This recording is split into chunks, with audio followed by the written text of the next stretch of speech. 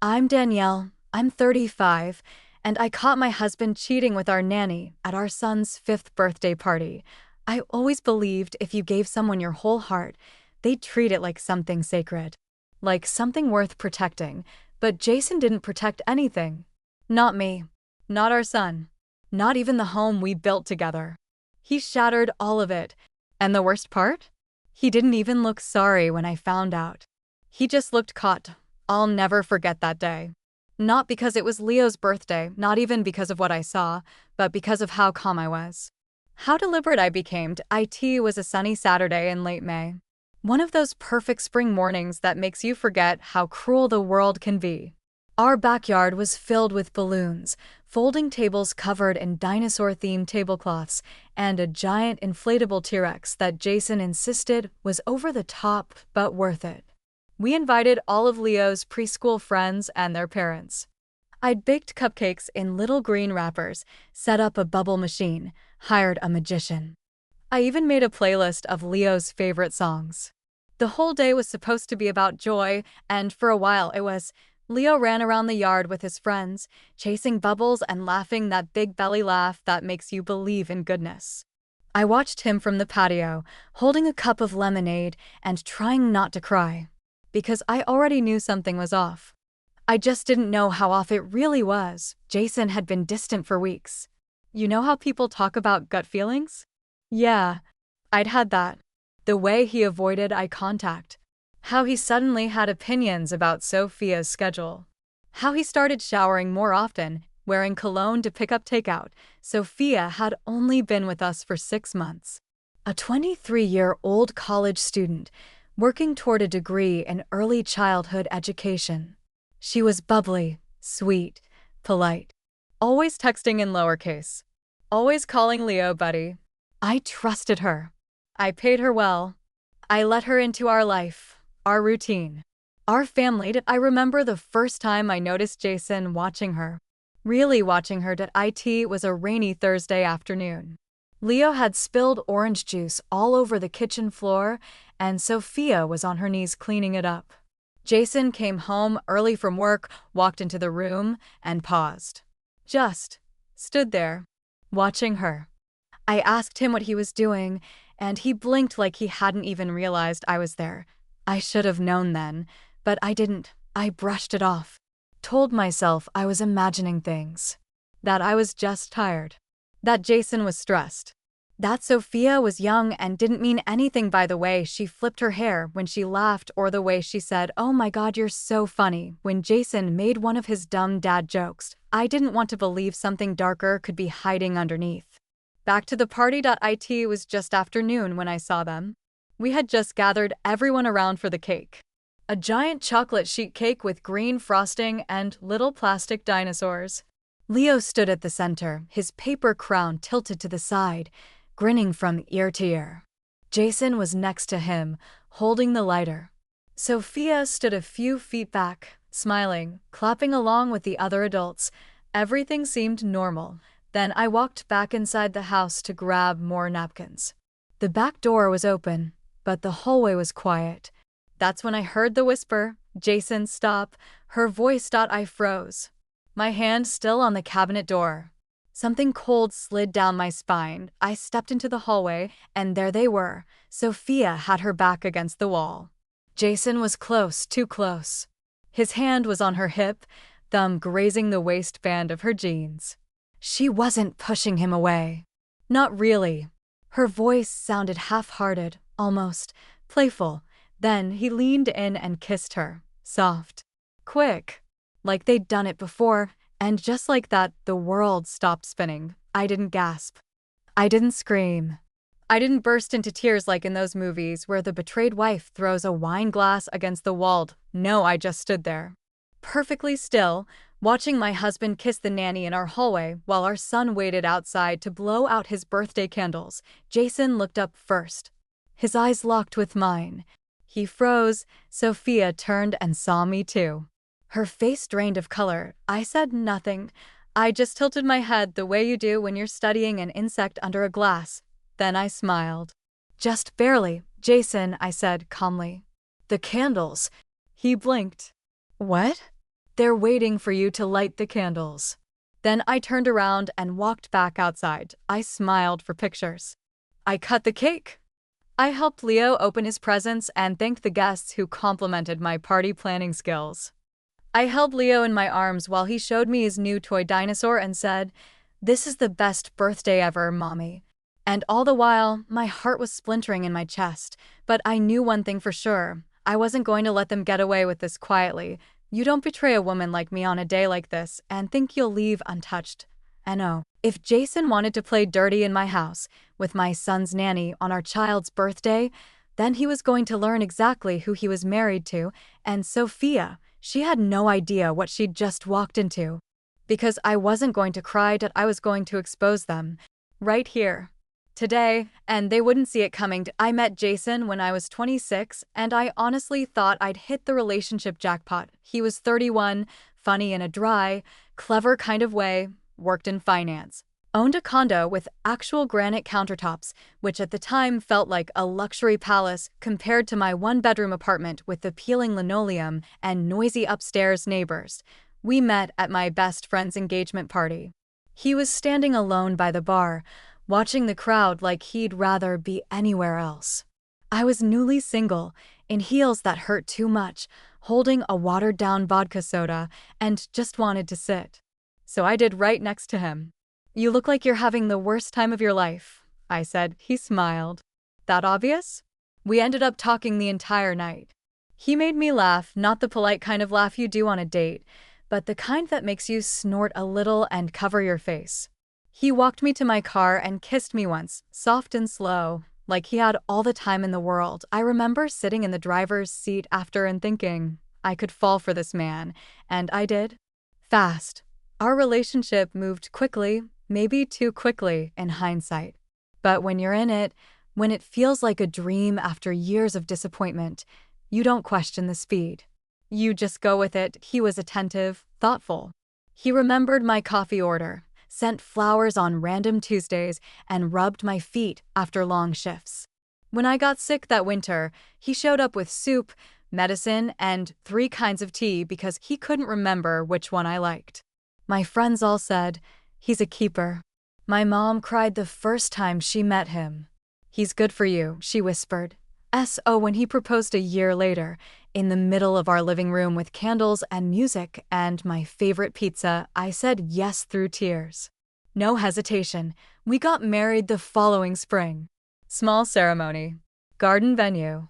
My dress had little embroidered daisies along the sleeves, and I still remember how his hands trembled when he slid the ring on my finger. For the first few years, it was good. Solid. We were one of those couples people pointed to and said, "You two just work." We both had decent jobs, made enough to start looking for houses. We adopted a dog, a scruffy mutt named Toby, and I remember laughing with Jason as we tried to teach him not to eat the couch. Then we found the house, the one with the white shutters, fenced backyard, and a kitchen big enough for both of us to cook in without elbowing each other. We moved in the summer I got pregnant with Leo. That's when things started shifting. Pregnancy wasn't easy on me. I had morning sickness that lasted all day, swollen ankles, migraines that made me cry on the bathroom floor.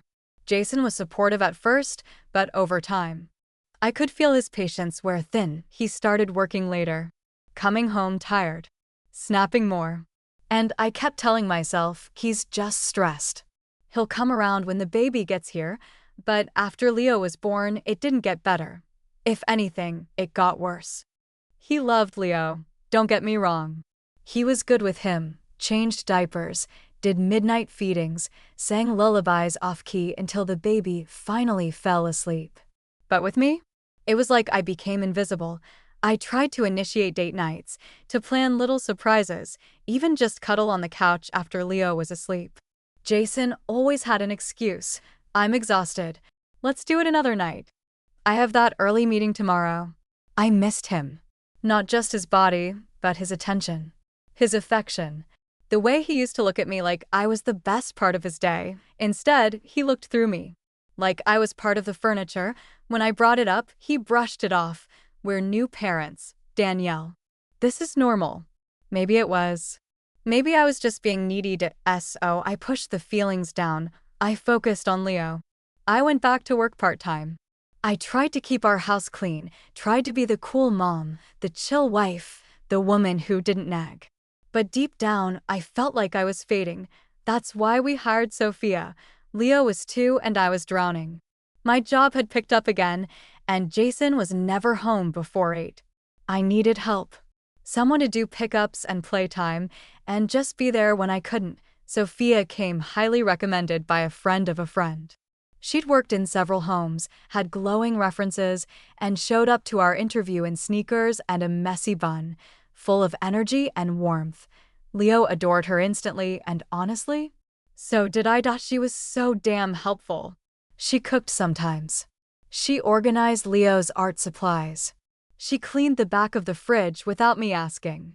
And she was good with Leo. Better than me some days.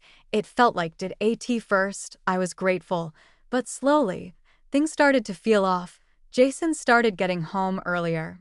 He'd swing by during lunch breaks, which he hadn't done in years. He laughed more, made more eye contact with her than he did with me. When I walked into a room, they'd both go quiet. One night, I asked, "Everything okay?" Jason looked surprised. "Yeah. Why? You've just seemed distracted lately." He rolled his eyes. "Danielle, not everything is about you being insecure." I went quiet. He didn't even realize what he'd said. That's when I started watching, not like stalking, but noticing how Sophia's hair was always perfect when Jason was around. How she started wearing more makeup. How her laugh got louder, her shirts tighter. How Jason started calling her soft like they were old friends. I brought it up once. "She seems a little flirty with you," I said casually one night. Jason scoffed. "Jesus, are we really doing this?" "She's a kid, Danielle. She's 23. And I'm not interested. Maybe you should trust me instead of acting paranoid." I told myself he was right. That I was just tired. That it was my hormones or burnout or jealousy because she was younger and prettier and didn't have stretch marks or spit up on her shirt, but I never fully believed it. I started keeping a journal, noting things, times, interactions. The night I saw a text on his phone, just a name, Sophia Cherry Blossom, and when I asked who it was, he said, "Oh, that's from work." It wasn't. I knew it wasn't. I wanted proof. But more than that, I wanted to catch them off guard, and when Leo's birthday rolled around, I saw my chance. We invited everyone. Friends, coworkers, neighbors. Sophia offered to help, and Jason was so quick to agree. "She's great with decorations," he said. Sure she was. I spent the night before rehearsing how I might confront them. Should I scream? Cry? Tell everyone? Or just go silent and let the evidence speak for itself? Turns out, the universe made the choice for me because I didn't need to go looking. They gave it to me, right there in my hallway. My husband, the man I built a life with. And the nanny I trusted with my son, pressed against a wall like teenagers at a party, while Leo waited for his damn candles to be lit. It wasn't just betrayal. It was humiliation. And I wasn't about to let them slink away from this without consequences. No, they thought they were clever. They had no idea who they were dealing with. There's a very specific kind of numb that settles over you when you know the truth, when the facts are clear, undeniable, witnessed. But the people responsible still pretend like nothing happened. That's what the rest of Leo's birthday party felt like. Numb, because after I saw Jason kiss Sophia in our hallway, after I calmly reminded him to go light the candles, I realized something terrifying. They didn't fear getting caught. That meant they'd gotten away with it before. Many times, probably. That quiet hallway moment wasn't their first. Not even close. You don't lean in that comfortably, that casually, on your first forbidden kiss. You don't smile like that unless you've already crossed the line so many times, it barely feels like one anymore. The party went on. Laughter, balloons, screaming children hopped up on sugar and red dye number 40. Parents making small talk about preschools and gluten-free cupcakes. I floated through it like a ghost, thanking people for coming, wiping frosting off Leo's cheeks, handing out favor bags I'd packed the night before while Jason sat on the couch pretending to be exhausted. All I could think about was that kiss. That look on Jason's face when he saw me. Not panic. Not shame. Just irritation. Like I'd ruined his moment. I should have ended it right there. Should have kicked them both out mid-party, made a scene so unforgettable that neither of them could ever walk into a room without shame dripping off them like sweat. But I didn't, because Leo was still 5. And it was his day to SO. I waited that night after the guests left and Sophia slipped out quickly with a fake yawn and a thanks again. This was so cute, Jason, and I began the usual cleanup. I didn't speak. I just rinsed dishes and loaded the dishwasher while he tossed paper plates into a trash bag like nothing was wrong. I waited until Leo was asleep. Finally, his sticky fingers curled around the tail of a new plush dinosaur. I kissed his forehead and whispered goodnight, tucking the blanket up to his chin. Then I went back downstairs, poured myself a glass of wine, and sat across from Jason at the kitchen table. Want to tell me how long it's been going on? I asked it. He froze, just for a second. Then he exhaled. What are you talking about? You and Sophia. Don't insult me by pretending you don't know. He sat back, crossed his arms. Nothing's going on. I saw you kiss her. In the hallway. Right before cake. That silence, that pause, that's when everything inside me snapped, because he didn't deny it. Not immediately. He didn't jump to defend himself, or claim I was seeing things, or even fake some righteous indignation. He just sat there, watching me, calculating. Then he said it didn't mean anything. I laughed. Out loud. One of those dry, bitter laughs that sounds more like a cough than amusement. Wow. That's the card you're playing? It didn't mean anything. I didn't plan it, he muttered. It just happened. It just happened, I repeated, nodding slowly. You accidentally tripped and your mouth landed on the nanny's face? He rubbed his eyes. Jesus, Danielle. Don't make this a bigger deal than it is. And there it was. The audacity, the casual arrogance of a man who truly believed he could cheat in our home, with someone I paid, someone I trusted, and still sit there acting like I was overreacting. How long? I asked again. Jason stared at the table. A few weeks. Try again. He didn't answer. So I leaned forward. Was it that time you came home from work drinks reeking of vanilla body spray? Or the time you said you had a conference call at 9 p.m. and went to take it in the garage? Still nothing? Or was it the day I got home early and found her bra under the couch cushions? He looked up, startled. Oh yeah. I found it. A red lace bra. She doesn't even wear red when I'm around.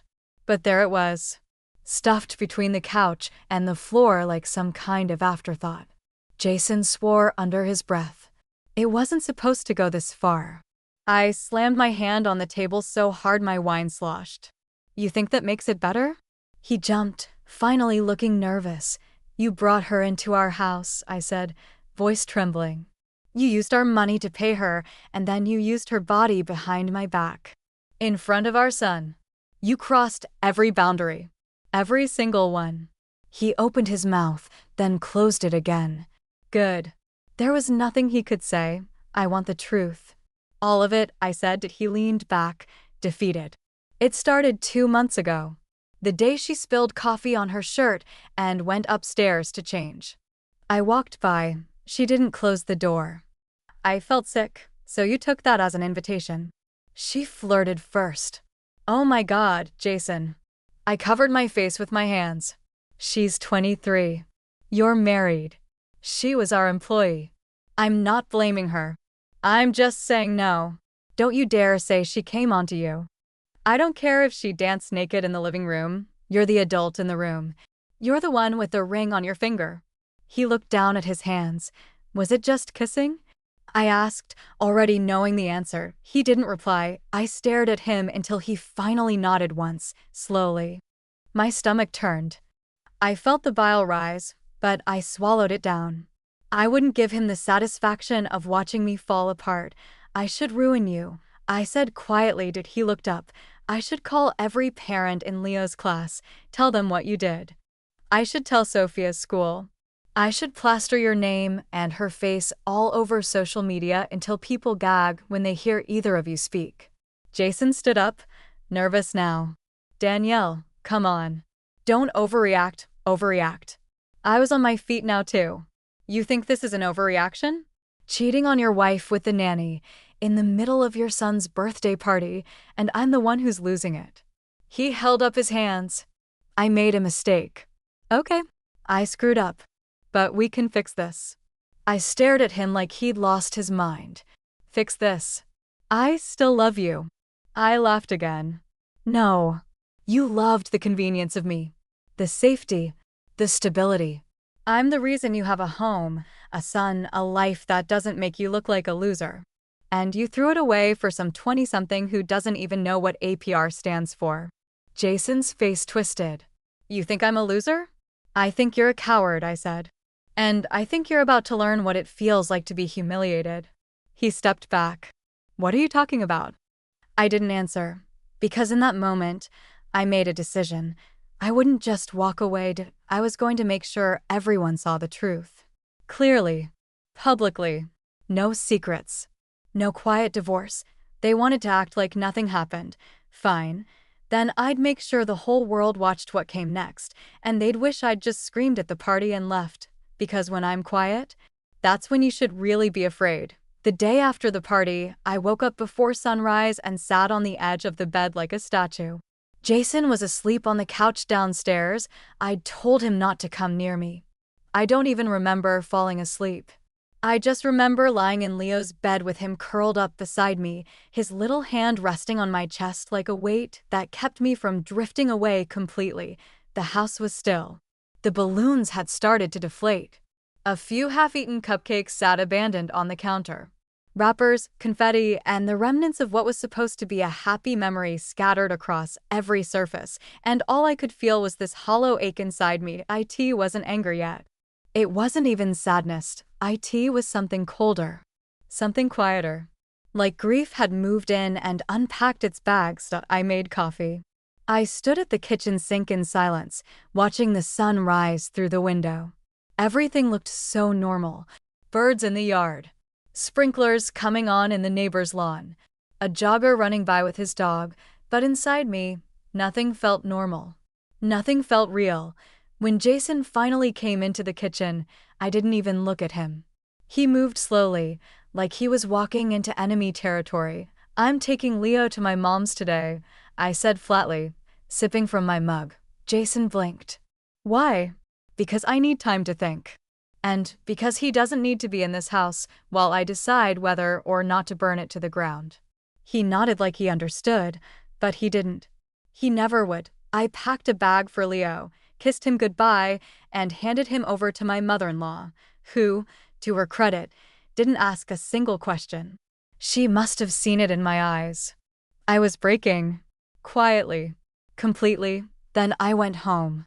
Alone, I stood in the middle of our living room, the same room where Jason and I had watched movies, opened Christmas gifts, danced drunk after dinner, and looked around like I was seeing it for the first time.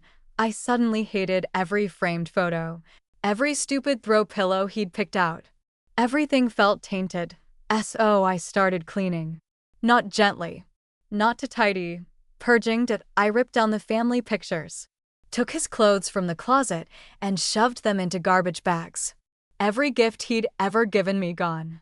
I dumped cologne down the sink, tossed his shampoo in the trash, tore our wedding photo in half. I wasn't crying. I wasn't shaking. I was done pretending. Around noon, my best friend Bree showed up. She let herself in like always and froze when she saw the piles of trash bags and empty picture frames. Okay, she said gently, closing the door behind her. What the hell happened? I told her everything, and I mean everything. The kiss. The hallway. The confrontation. His lies. The timeline. My suspicions. The bra under the couch. The audacity. Bree sat there in stunned silence for a minute, then got up, walked to the fridge, grabbed the bottle of white wine I'd been saving, and poured us each a glass. I would have buried him in the backyard, she said. I thought about it, I replied. Then we both laughed. Sharp, Bitter, exhausted laughs that sounded like they came from two women on the edge. "You gonna divorce him?" she asked. I shrugged. "Eventually." She tilted her head. "Eventually. I want them to sweat first," I said. "I want them to feel every ounce of the tension they dumped on me." That's when the idea started forming. Not revenge exactly, not yet. Just the outline of something more. "I'm going to expose them," I said quietly. Bree looked at me over her glass. "How?" I shook my head. "Not sure yet. But I know where to start. Because here's the thing about betrayal. It doesn't just hurt, it redefines you. Before this, I was the accommodating wife. The planner. The fixer.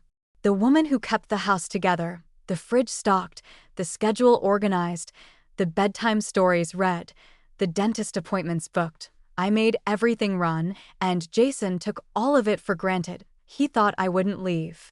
That I couldn't. That I'd crumble without him.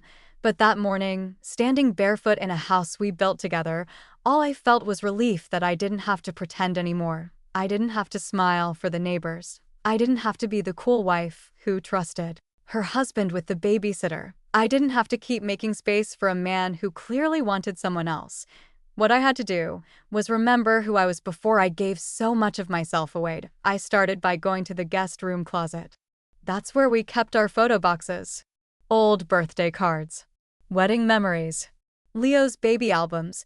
Buried in the back was a blue plastic folder full of receipts, contracts, and nanny paperwork. Sophia's application was in there. Her emergency contacts. Her reference list. Her college schedule. Her student email. I stared at her handwriting, the way she dotted her I's with hearts, and felt my hands curl into fists. Then I went to Jason's office, pulled up his computer. Password? Still the same, he never changed it. Idiot. I opened his browser and found dozens of deleted messages in his Gmail trash folder. Messages with her. "You looked so cute in those jeans. Wish I could sneak you into my office. Danielle's picking up Leo today. I've got an hour." I felt like I was drowning in filth, but I kept scrolling, and that's when I found it. A selfie. From her. Taken in our bathroom. His reply, "Next time, no tell." I took a screenshot. Then another. And another. Then I forwarded them to myself. With timestamps. I wasn't going to confront him again. Not yet. I was going to build a case, a story point one the world could see. Piece by piece. Let them wonder. Let them whisper. Let them sweat. I didn't know exactly how I'd do it yet. But I knew I wouldn't do it small.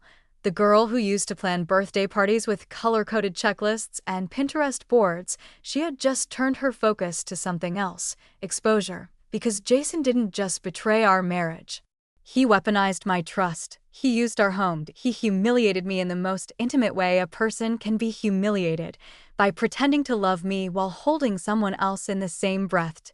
So no. I wasn't going to scream or cry or throw dishes at the wall. I was going to sit with my rage, let it simmer, let it sharpen into something cold, precise, and deeply, deeply satisfying. Because when I exposed them, it wasn't going to be in private. And it wasn't going to be gentle. The first thing I did was change. Every password, bank accounts, streaming services, even the damn Wi-Fi. It wasn't revenge, not yet. It was a declaration. A quiet one, but firm. You don't cheat on someone in their own home and still get to watch Netflix on their account. Jason noticed that night. He tried to open his banking app, and I watched from the kitchen while he poked at his phone like it was broken. "Hey," he said, "did the password change?" I didn't look up from chopping vegetables. "Yep." He waited. "You gonna give it to me?" "Nope." I heard him exhale. Then walk away. Good. I didn't need to argue. I wasn't interested in fighting anymore. Fighting gives people a chance to explain. And he'd explained enough. The next step was Sophia. I knew she worked mornings at a local preschool as part of her practicum hours. I also knew she always parked her little red hatchback near the alley, away from the main lot. Probably so she could sneak off early when she needed to run errands for Jason. So I drove there the next morning, parked a block away, watched her walk out at noon, purse slung over one shoulder, ponytail swinging like she didn't have a care in the world. She didn't see me. Just unlocked her car and got in, probably texting Jason with one hand as she started the engine. I followed her. Not closely. I wasn't dumb. She went straight to a juice bar near downtown. Walked in like it was her usual spot. I parked across the street and just watched her through the window. She laughed with the cashier, took a smoothie with two hands like a child, and sat at the bar to scroll her phone. She had no idea that the wife she betrayed was 10 feet away, that I knew everything, that I had evidence. I took a photo of her. One that clearly showed her face, the logo of the juice bar behind her, and the timestamp from my phone screen next to it. I wasn't collecting for legal purposes. Not yet. I was collecting leverage. That night, I pulled out an old notebook. One of the ones I used to use when I planned Leo's baby shower, our vacation to Maui, even Jason's surprise 35th birthday. I wrote 3 names across the top. Jason, Sophia, me. Then I made 3 columns. His job, her college, our shared connections. I wasn't planning to destroy them, I was planning to expose them, and to do that, I needed to control this story. And no screaming. No social media meltdown. No middle of the night drunk texting Sophia's friends. I needed something better, something unforgettable. I started with the people who mattered to them. Jason's coworkers? Easy. I'd met them all. Been to happy hours, company holiday parties, even organized the last team retreat for his department spouses. One of them, Rebecca, had always been kind to me. A little too sympathetic, now that I thought about it. Maybe she knew something. Or suspected. I sent her a message. Hey, can I ask you something privately? She replied almost instantly. Of course. What's up?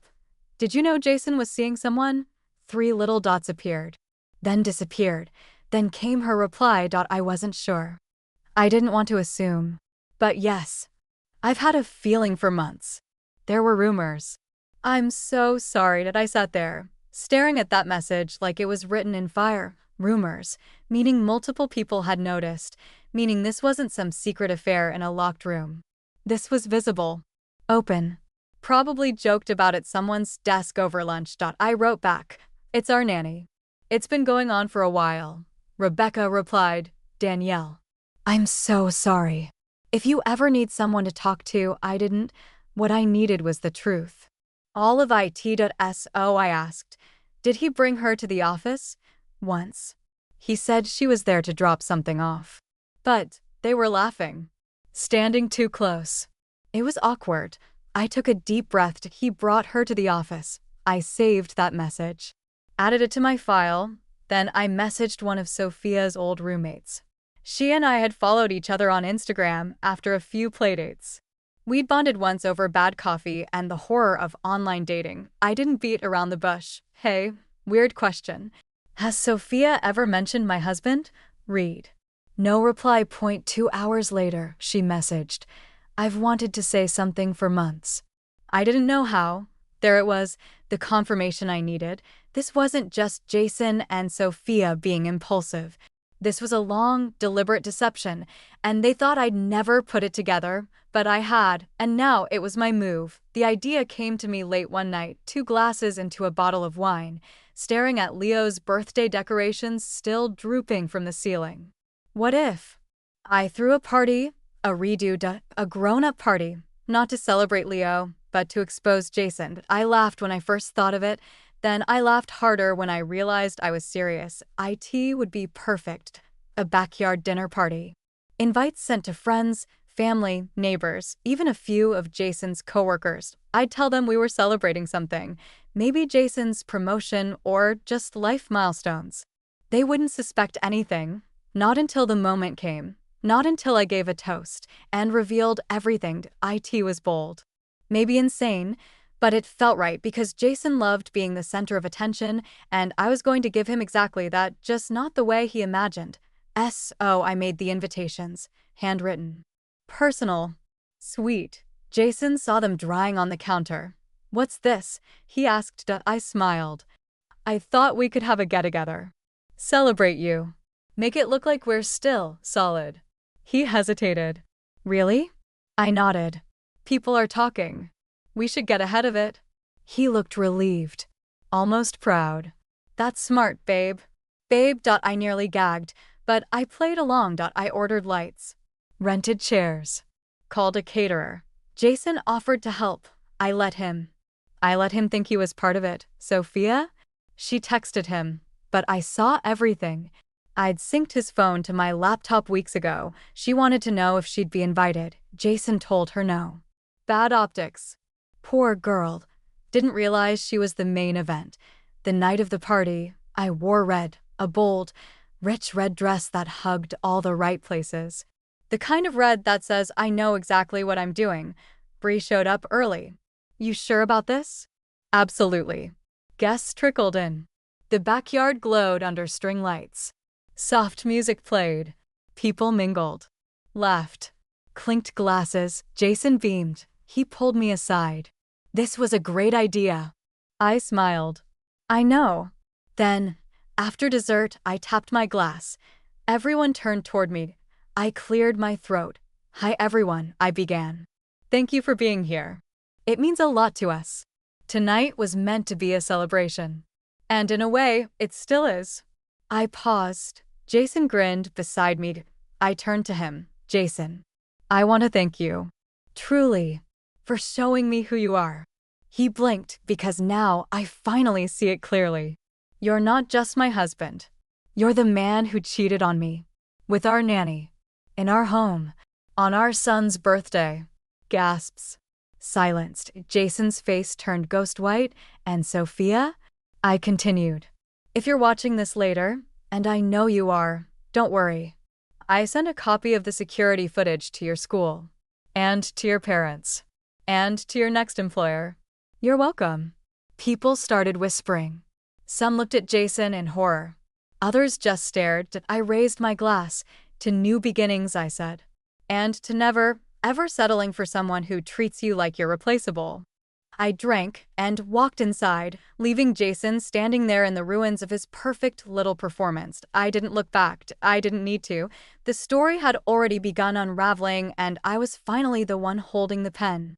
The fallout began immediately, not the kind you see in movies where someone throws wine in a cheater's face and storms out in stilettos. No, this was real. Messy. Slow burning. Quietly explosive. The night of the party, after my little toast, Jason tried to follow me into the house. I slammed the door behind me and locked it without a word. I heard him banging for maybe 5 minutes. Then silence.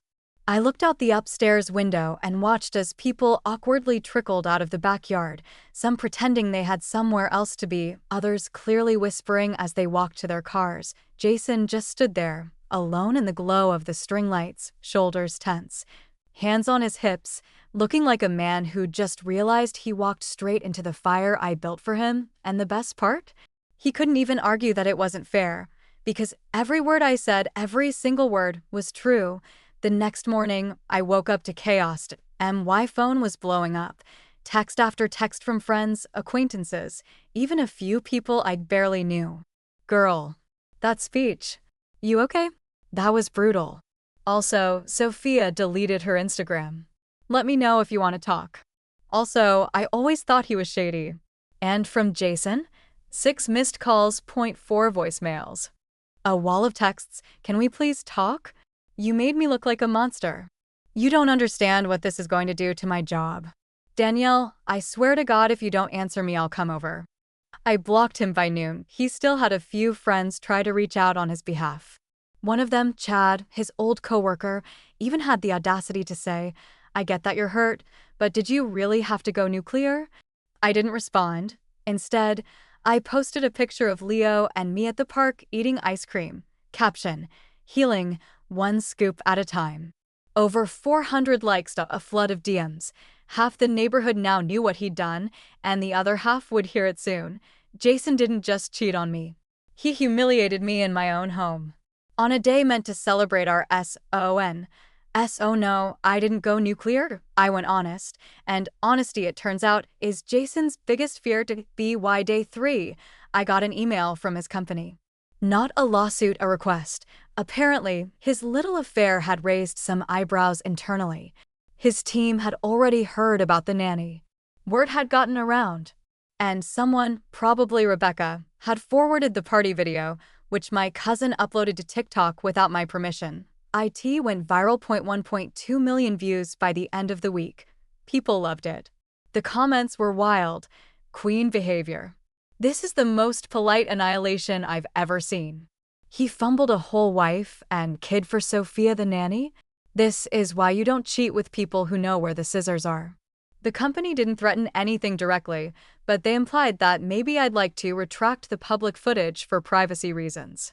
I replied with a screenshot of Jason's text to Sophia, the ones about how Danielle's a control freak and I'm just biding my time. No response. Jason showed up at the door the next evening. I saw him through the peephole. He was wearing the same jacket he'd worn on our first date, like that would do something. I didn't open it. He waited 10 minutes. Then he knocked again. Danielle, please. I walked upstairs, let him stand in the silence. Eventually, he left. I watched him walk down the driveway, shoulders slumped like a kicked dog, and for a second, just one, I felt pity. Then I remembered him with his hand on Sophia's waist, kissing her while our son waited to blow out birthday candles, and the pity vanished. The problem is, cheaters don't break down all at once. They unravel. Jason started slow with the desperate texts. Then came the long emails.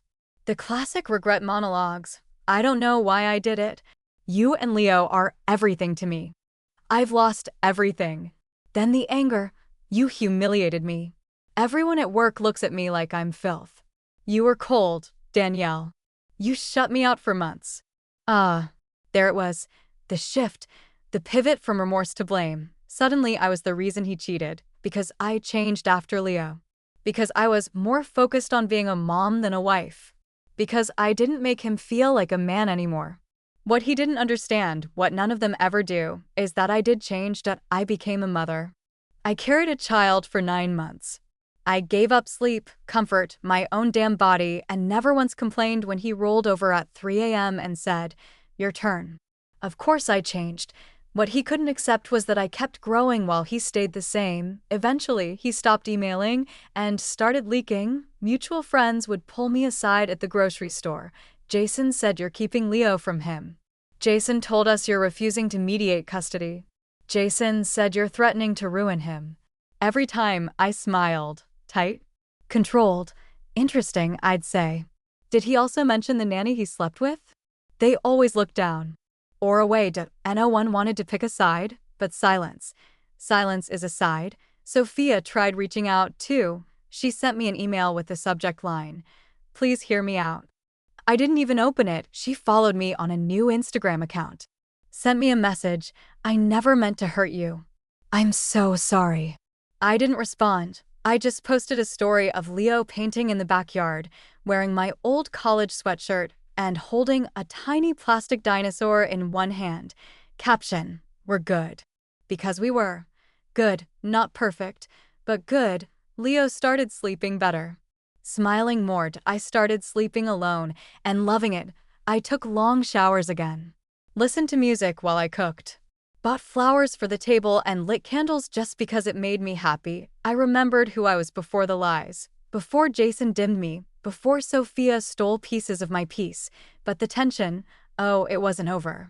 Because Jason wasn't done trying to rewrite the narrative, and I wasn't done making sure the truth stayed center staged. He wanted to act like he'd just made a mistake, like he was a good dad, a decent man, a human who slipped. But I wasn't going to let him rebuild his image on my silence. I knew something he didn't. A man who cheats on his wife with the nanny isn't flawed. He's calculated, he's careless, and eventually he would trip over his own lies. So I waited, and I watched, because the next collapse, it was already in motion. If there's one thing I've learned since Jason's betrayal, it's this. The truth doesn't always need to be shouted. Sometimes, all it needs is patience. Silence. A moment. And then it explodes. Jason had been spiraling ever since the party, trying to fix things with me, trying to rewrite the story for others, and somewhere in the middle of all that, he got sloppy. The problem with cheaters is they always think they're smarter than everyone else. They think they can manipulate every room they walk into. But eventually, someone sees through them. For Jason, That someone was his boss. I didn't even know it was happening. I wasn't checking his LinkedIn or following his coworkers anymore. I'd blocked him, remember? I had boundaries, but Bree texted me out of nowhere. You see this. Attached was a screenshot from a local business blog. Headline: Executive Scandal at Dunham and Chase. VP placed on leave pending internal review. And the photo, Jason, right there in his navy suit, looking smug and polished. I blinked, sat up straight, and read the article. It was vague. Just said he was under review for professional misconduct involving inappropriate workplace boundaries and ethical violations. I called Bree. He brought Sophia to a client event last month, she said, practically breathless.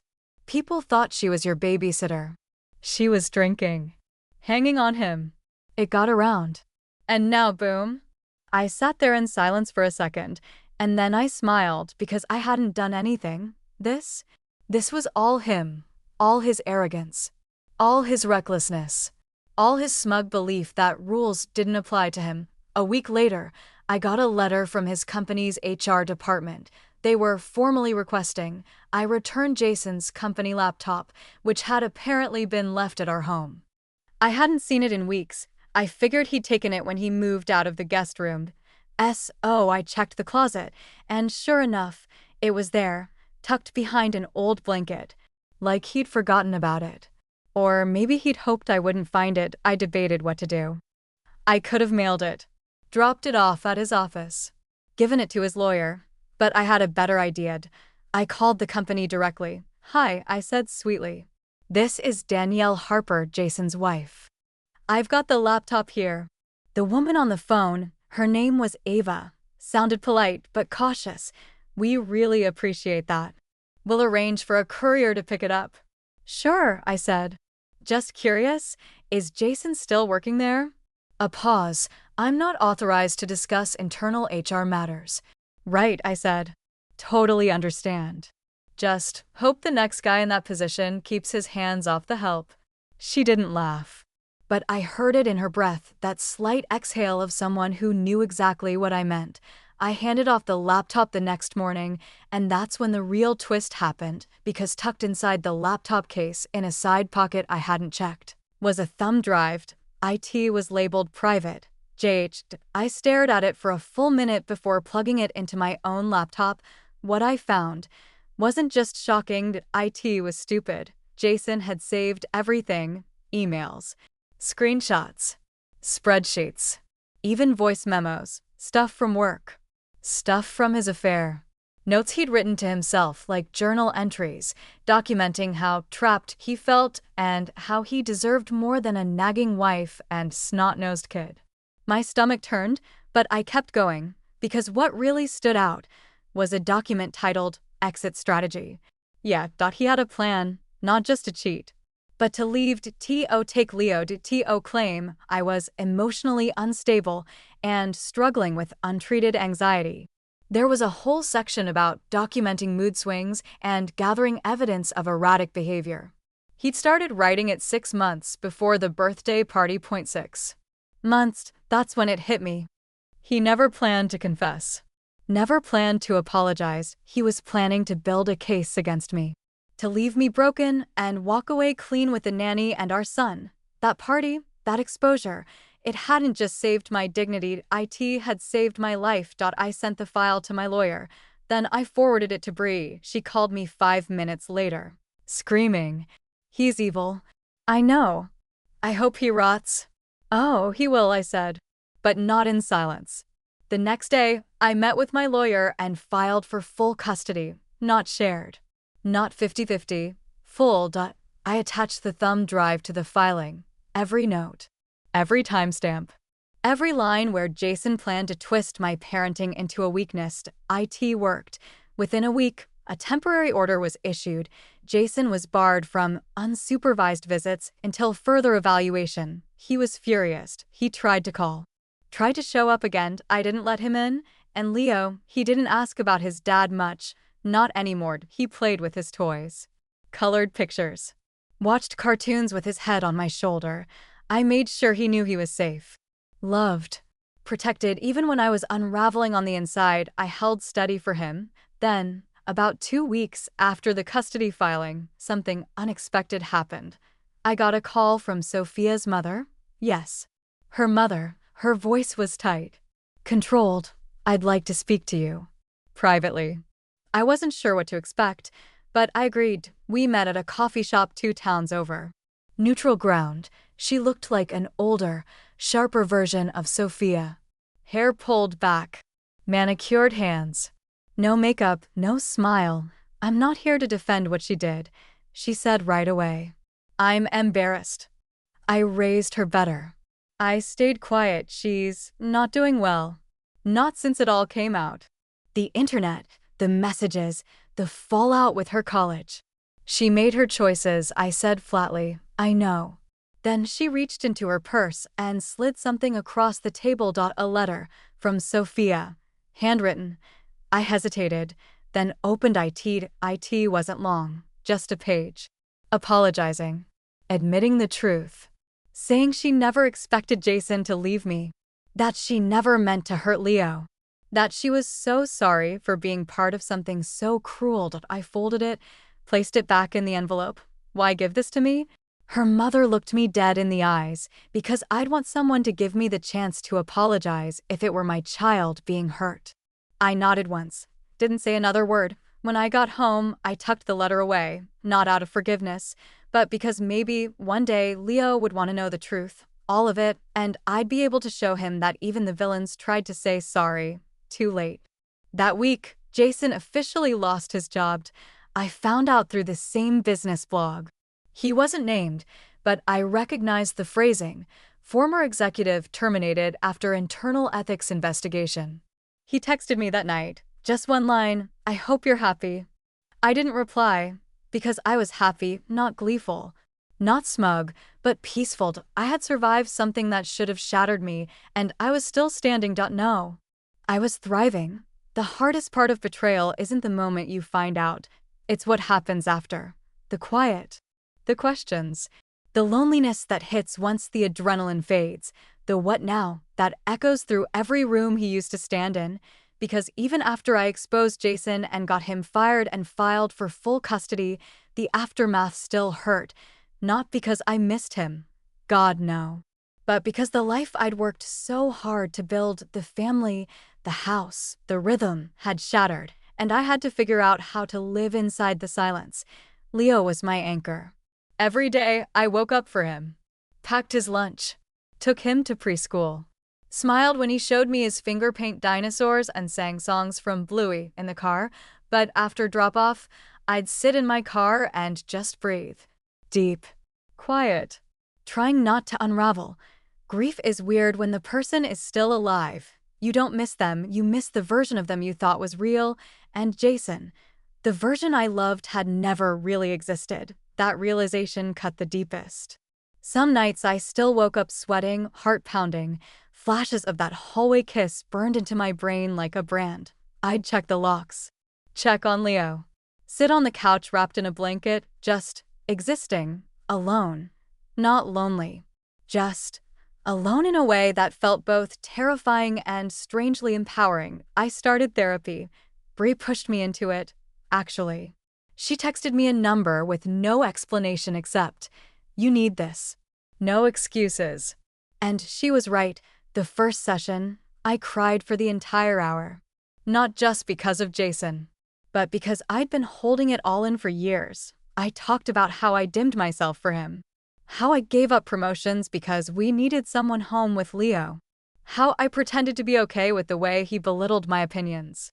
How I stopped asking for more emotionally, physically, all of it, because it always ended in guilt trips or gaslighting. My therapist, Monica, just nodded. Listened. Gave me space to feel things I'd buried for so long I'd forgotten they were even mine.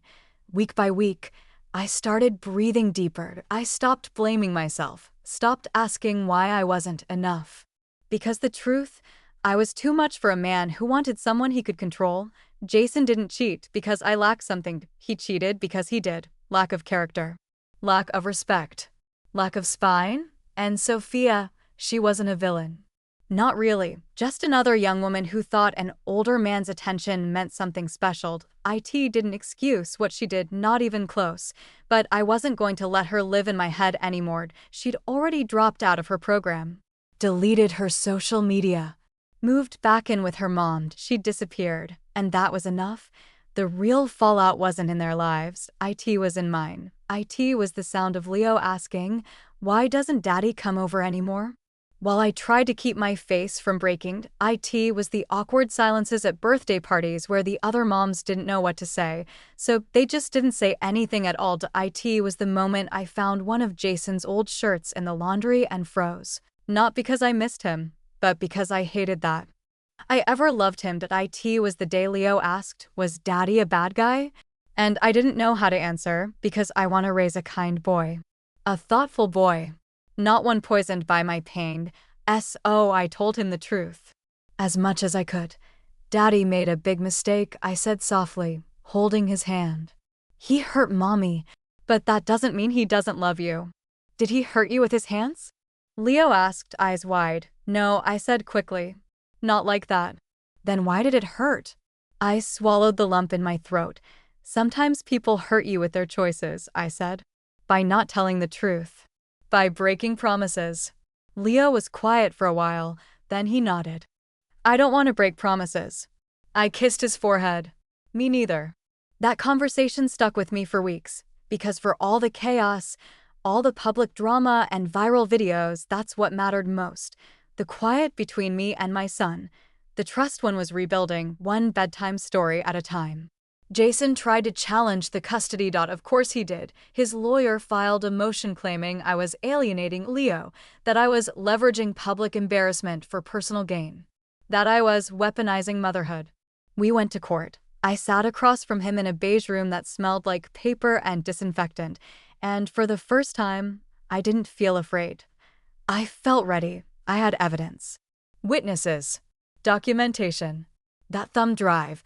But most of all, I had the truth, and Leo had me. The judge listened, asked questions, reviewed the materials. Jason tried to spin it, of course, talked about how he was trying to find himself when the affair happened, how I'd pulled away after becoming a mom, how he was deeply remorseful. He even cried, but the judge wasn't moved, especially after I read from Jason's own notes, the ones where he outlined how to make me look unstable. Unfit. I didn't raise my voice, didn't break down. I just read his words. Out loud.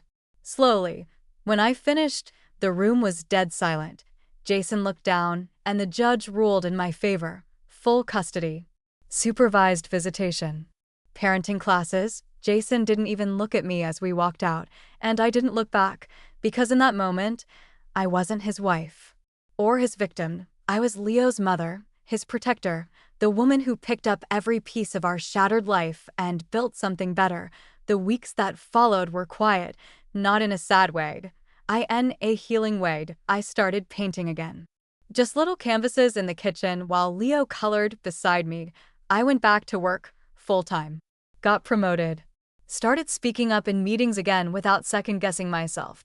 I bought myself flowers every Friday, red ones, the same shade as the dress I wore the night I exposed Jason. Every now and then, I'd hear a song that reminded me of our early days. Before the lies, before Sophia, and I'd pause, but I didn't cry. Not anymore. Because what I felt wasn't sadness, it was pride. I had survived something most women would have kept quiet about. I stood in front of everyone and said, "Here's what he did."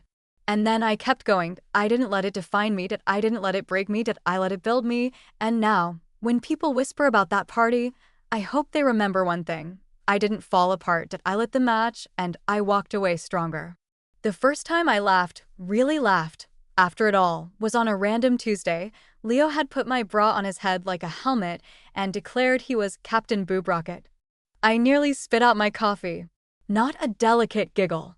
A full, body shaking, tears in my eyes kind of laugh. The kind I hadn't felt in months. He stood there, grinning proudly, completely unaware of what the bra even meant. Just loving the reaction. So proud to make mommy laugh again. And in that moment, something shifted. I felt it. Peace. Not forced. Not fake it till you make it, but real. Settled. Warm in my bones. Peace. Because life wasn't about what Jason did anymore. It was about what I chose next. It wasn't fast. Or perfect. Or easy. But it was mine. I had moved out of the house. Not out of fear, or shame, or desperation, but because I wanted a new beginning without shadows in every corner. I sold it for a good price, used the money to get a smaller place a few neighborhoods over. Nothing fancy. Just enough space for Leo and me. We painted the walls ourselves. Badly. Leo picked a seafoam green for his room and promptly called it Dinosaur Swamp. My office had one crooked shelf we installed together, where he keeps his papier-mâché trophies for Mommy. We made new routines. Taco Tuesdays with extra cheese. Dance parties in the kitchen. Saturday walks to the donut shop. I let go of so much I never realized I'd been gripping too tightly, like the need to be the good wife, the one who forgives, the one who smooths things over for the sake of family. That Danielle is gone. The new me, she doesn't whisper anymore, she doesn't take blame that isn't hers, she doesn't entertain people who require her silence to stay comfortable. Jason still exists, of course. In the background. His supervised visits became a couple hours every other weekend. Always in a monitored facility. Always tense. Leo never asked to stay longer. He never cried when it ended, and that said everything. I didn't poison my son's view of his father. I didn't have to. Jason did that all by himself. He tried, occasionally, to reassert control.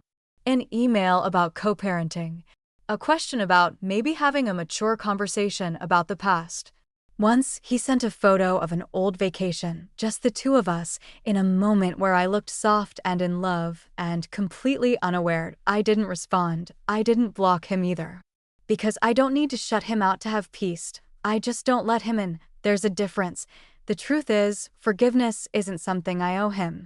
It's not a gift I give to feel morally superior. It's not something I performed, it's something I do for myself, and I haven't gotten there yet. Maybe one day, but I'm not rushing it. There's no timeline for healing from a war you never agreed to fight. People still ask me about that party. Some still whisper.